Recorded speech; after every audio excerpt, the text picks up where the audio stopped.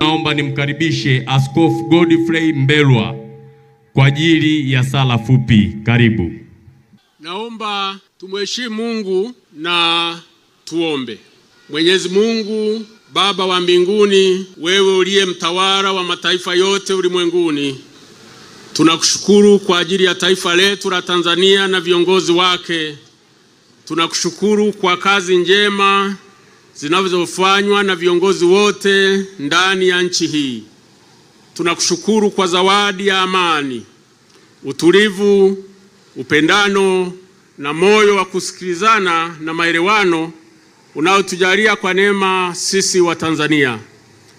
Tunawaombea wote waliotia nia ya kugombea nafasi ya urais katika nchi yetu, lakini kipekee tunamuombea Mheshimiwa Samia Suluhu Hassan, umlinde, umtunze, umkinge na kila baya lote wakati huu anapozunguka kutafuta ridhaa ya wananchi ili tumpigie kura.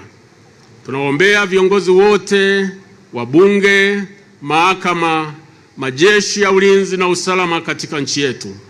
Wajalie weledi na kutenda haki wanapotimiza majukumu yao ili kufanya kila Mtanzania kuishi kwa amani. Tunamwombea mkuu wa mkoa wetu wa Kagera na mkuu wa wilaya na wakuu wa wilaya zote mkoa huu wetu wa Kagera.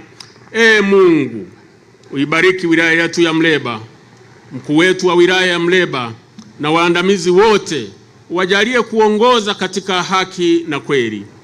Tunaombea wote waliotia nia, tunaombea wabunge na madiwani, wajaze uwezo, nguvu, afya njema na hekima yako, ili wote waweze kutimiza majukumu yao ipasavyo. Tena wajalie moyo wa uadilifu na uaminifu. Taifa letu lizidi kustawi na kupata maendeleo zaidi.